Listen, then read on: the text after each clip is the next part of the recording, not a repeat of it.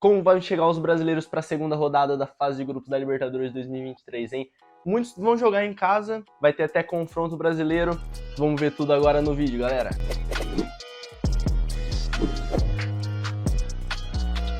Fala pessoal, tudo certo? Sejam bem-vindos a mais um vídeo do canal Futeboso. E bom, galera, nesse vídeo, como eu disse para vocês, vou estar falando da segunda rodada da Libertadores, onde os brasileiros vão estar aí disputando.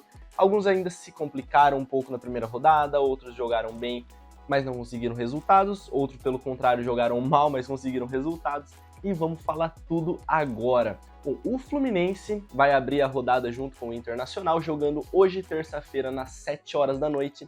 Ambos vão jogar em casa, o Fluminense vai receber o The Strongest, que ganhou a primeira rodada, né? Ambos os times ganharam na primeira rodada, o Fluminense ganhou do Sporting Cristal, e o The Strongest ganhou do River Plate, então são dois times que vêm de boas vitórias.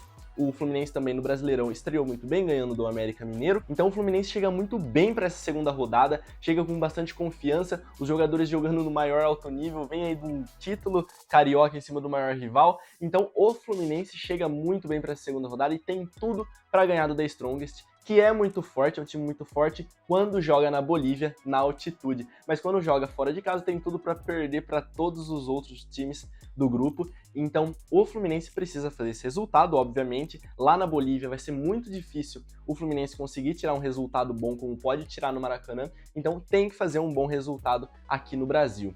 E como eu disse para vocês, o Internacional também joga às 7 horas, hoje na terça-feira, no Beira-Rio, vai receber o Metropolitanos, que na primeira rodada perdeu para o Nacional, e o Internacional empatou com o Independiente Medellín. Então o Inter já viu o Nacional desgarrar lá na liderança, enquanto o Inter poderia ter sim ganhado o primeiro jogo, lá, jogou fora de casa sim, mas obviamente o Internacional ainda não é uma terra arrasada, obviamente, para o Colorado, vai muito provavelmente se classificar. Apenas a gente não sabe, né, se em primeiro ou em segundo, que muito provavelmente essa vai ser a briga, né? Quem que vai classificar em primeiro ou em segundo para estar lá nos potes, no sorteio para as oitavas, nacional ou internacional. Então o Inter precisa sim somar esses 3 pontos dentro de casa, porque quando tiver o confronto direto contra o Nacional lá no Uruguai, depois o jogo aqui no Brasil, o Inter vai precisar já ter ali talvez uma vantagem no grupo. Então é muito importante que o Inter pontue e pontue com saldo, pontue bem, jogando bem. O Mano Menezes não vem no seu melhor momento no Internacional. Ano passado fez uma boa campanha no Brasileirão, vice-campeonato. E agora, em 2023, vem oscilando muito. Perdeu, talvez vexatoriamente, o Campeonato Gaúcho, né, sendo eliminado na semifinal para o Caxias. No Brasileirão já começou empatando com o Fortaleza, então o Inter não vem tão bem. O Mano Menezes também vem dando várias entrevistas polêmicas, como ele sempre deu, mas agora vai sendo muito mais ressaltado, né? Então o Inter precisa, mais do que nunca, pontuar e pontuar jogando bem. E talvez o confronto aí que seja mais esperado dessa rodada é Galo e Atlético Paranaense. Atlético Paranaense e Galo jogam na Arena da Baixada nessa terça-feira, 9 da noite. O Atlético Paranaense vem aí de uma boa vitória no Brasileirão, ganhou de 2-0 do Goiás em casa, vem aí de um título do Campeonato Paranaense, sim, obviamente, mas não é parâmetro. O Campeonato Paranaense é um nível muito abaixo. O Atlético praticamente tem o dever de ganhar esse campeonato. Ganhou invicto sim, mas na primeira rodada da Libertadores empatou contra o Aliança Lima, lá fora de casa. Agora vai receber o Galo, que perdeu na primeira rodada no Mineirão pro Libertad por 1-0. O Eduardo Cudê tá um pouco balançado, também vem de uma derrota no Brasileirão na estreia, no Mineirão contra o Vasco, né, aquele 2-1, foi um belo jogo. O Eduardo Cudê tá um pouco balançado no cargo, obviamente, vem de bastante polêmicas extracampo, a diretoria e ele vem conversando bastante para tentar chegar ali num consenso, chegar talvez numa rescisão, talvez numa manutenção do trabalho. E como eu disse para vocês, o Galo, como vem de uma derrota em casa, precisa mais do que nunca pontuar, e jogando aqui no Brasil, ainda é fora de casa, obviamente, num ambiente hostil ao Atlético, mas precisa pontuar. E jogando aqui no Brasil é um pouco menos difícil do que jogar lá fora, aqui do nosso país. E um outro confronto que vai acontecer na quarta-feira, 9h30 da noite, no Maracanã, Flamengo e Ñublense do Chile. É um estreante o Ñublense, obviamente, na Libertadores. Já fez a sua primeira partida, perdeu para o Racing, então o Racing já desponta ali como líder do grupo, junto com o Alcas, que ganhou do Flamengo. E o Flamengo vai receber esse time estreante na estreia do Sampaoli, obviamente, é um trabalho que vai começar, que precisa dar muito resultado, já que o Flamengo vem num começo de ano muito atribulado, muito tenso para o torcedor, para a diretoria, para os jogadores. Então, obviamente, o Flamengo precisa mais do que nunca pontuar e também para não deixar que o Racing desgarre muito, porque vão os dois classificar, independente do Flamengo fazer esforço ou não, tá numa boa fase ou não, o Flamengo vai acabar classificando, porque os outros dois times são muito fracos, são dois times estreantes, é o Alcas e o Nublense, então o Flamengo tem tudo para classificar, mas no mesmo caso do Internacional no grupo dele, o Flamengo precisa tentar classificar em primeiro lugar e colocar o seu adversário no segundo posto para poder estar num bom melhor, né, no sorteio das oitavas. Então o Flamengo precisa pontuar, são apenas 6 rodadas, onde pontos são fundamentais, saldo de gols também é muito fundamental, e obviamente o Flamengo vai ficar secando lá no jogo de Racing e Alcas, torcendo ali talvez pro empate, para que eles não consigam